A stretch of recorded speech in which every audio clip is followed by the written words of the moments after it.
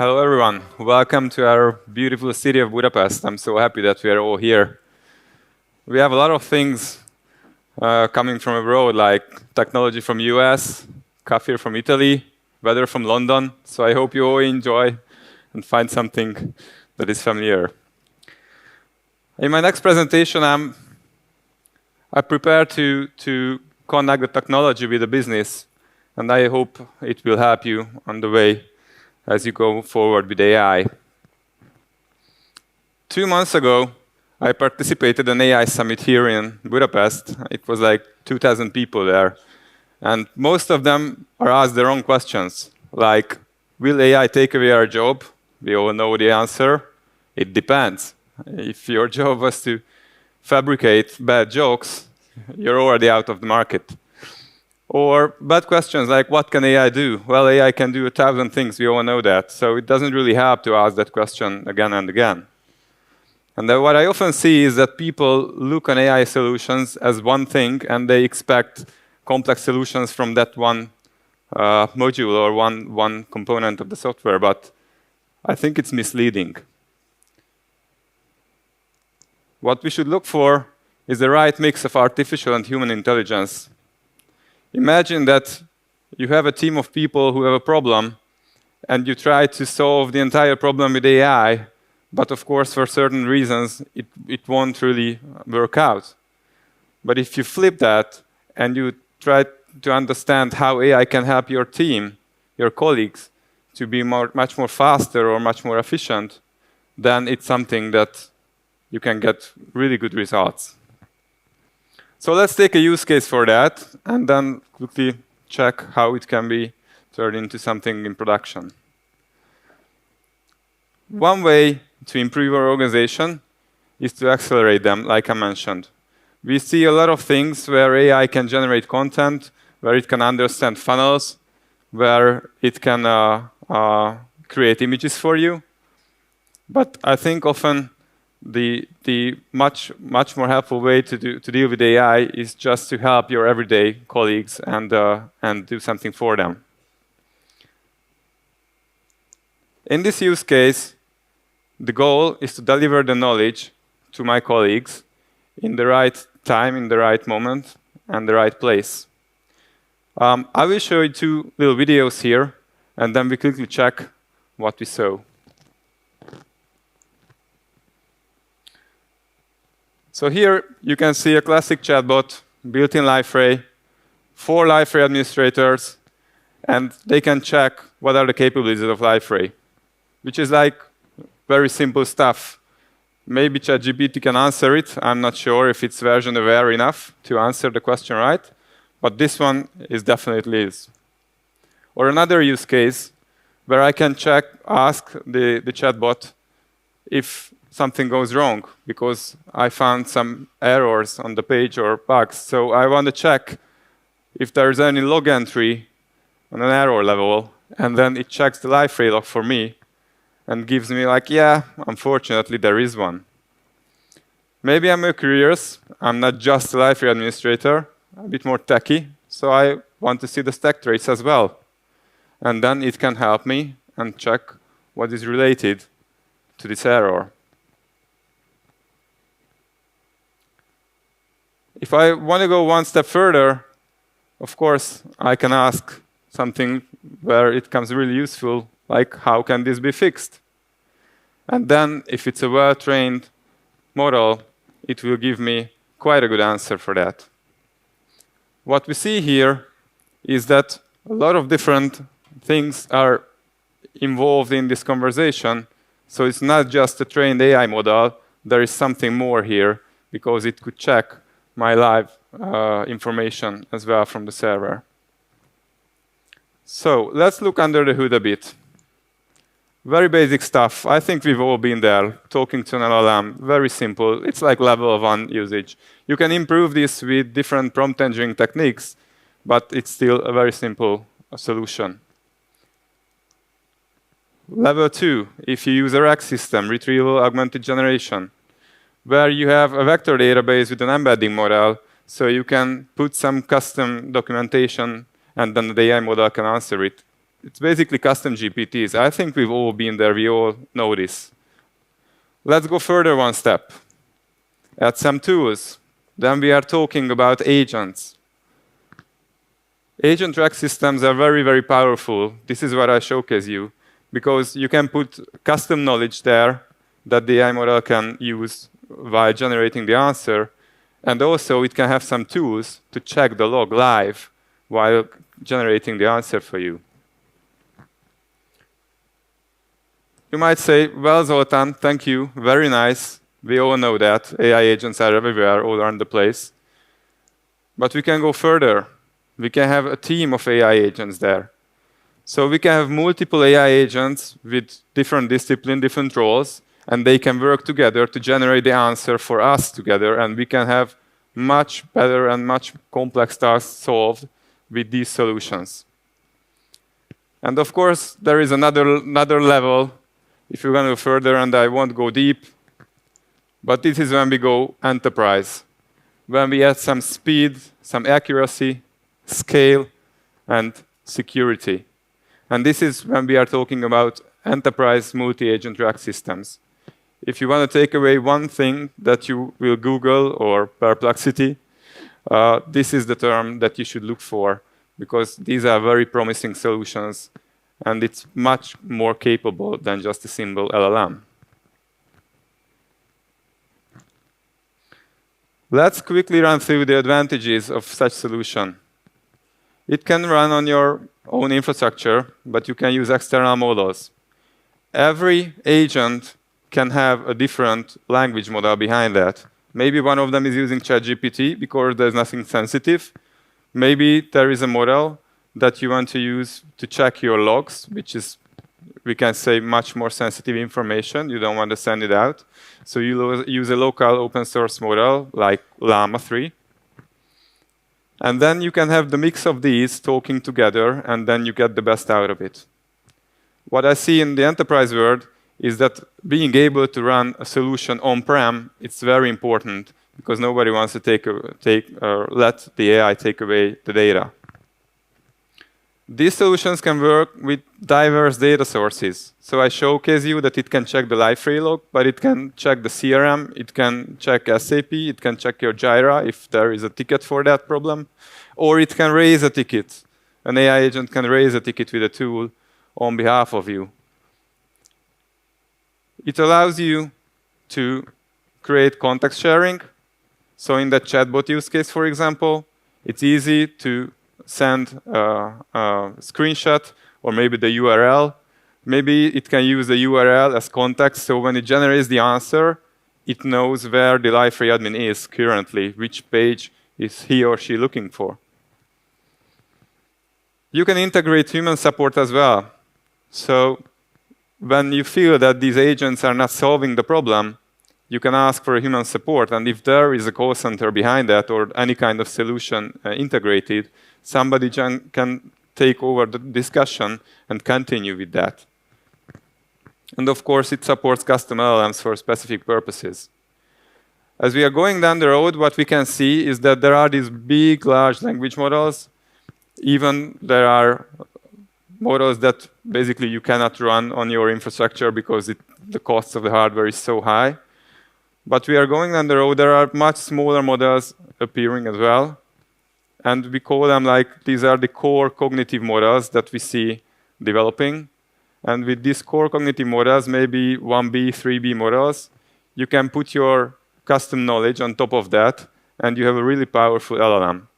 So training these small models are very, very useful, and you don't need a lot of hardware for that. You can basically run the model on the Liferay server if it's an on-premise solution. You can run it on the Liferay server as well. Or maybe if you're in a cloud, you need only a small VM for that.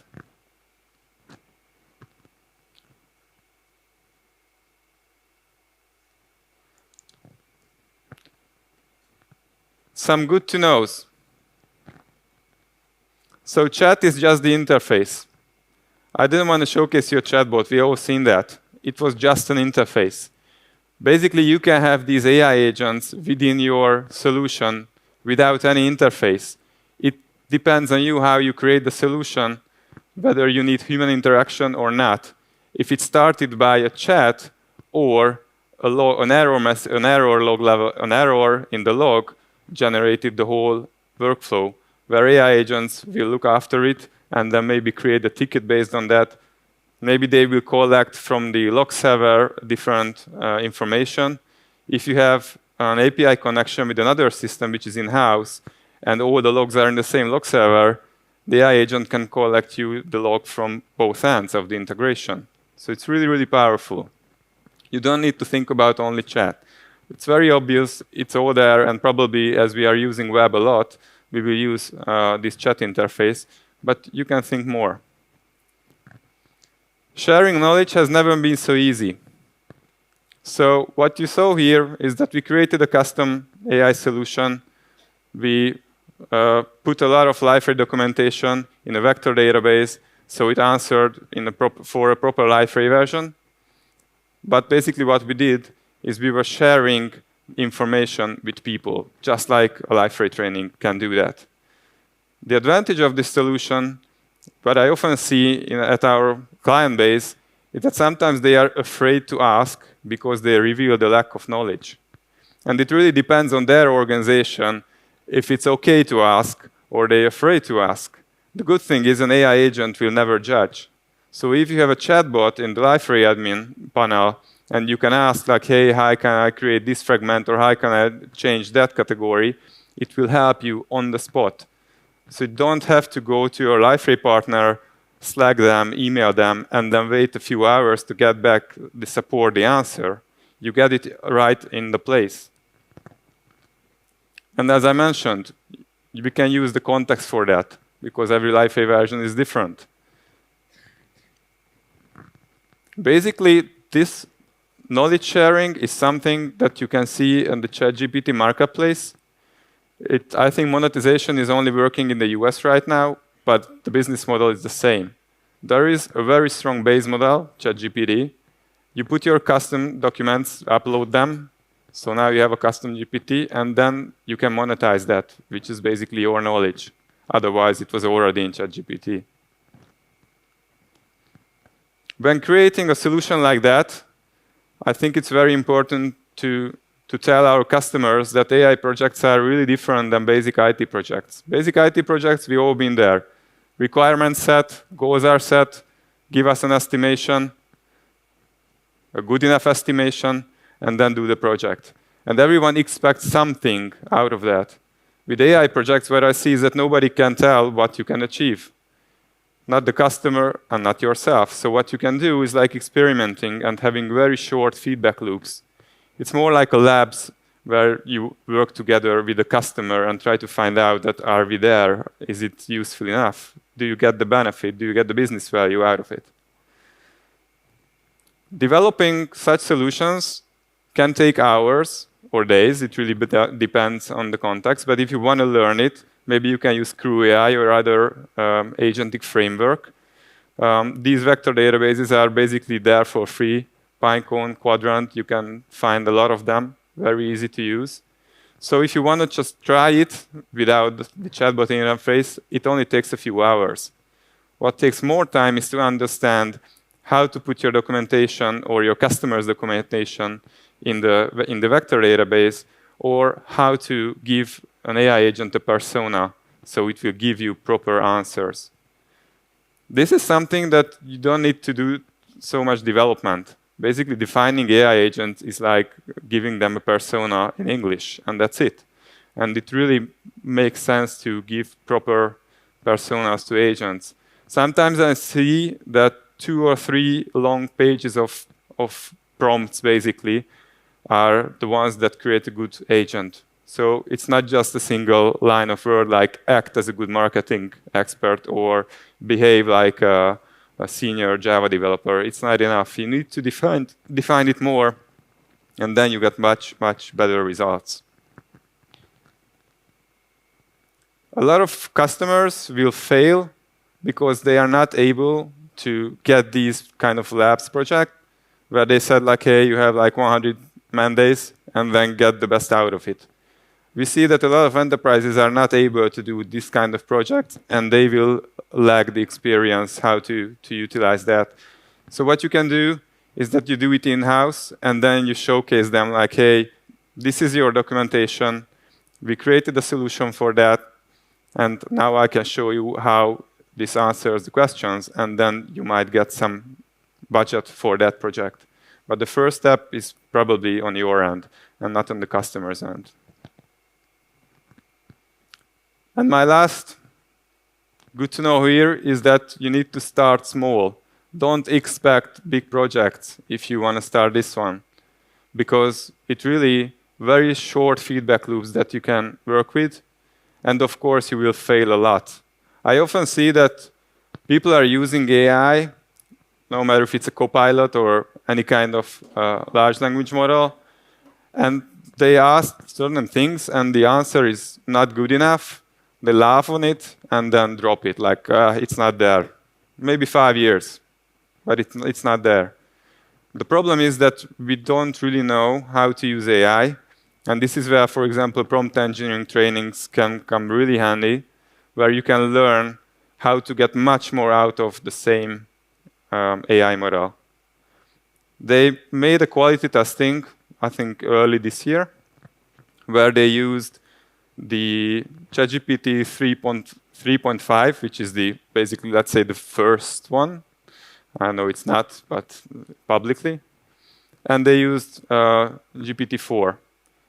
And with a single shot prompting, GPT-4 was like 50% good quality in a certain question. And from 3.5, with chain of thought prompting, you could get like 75% quality.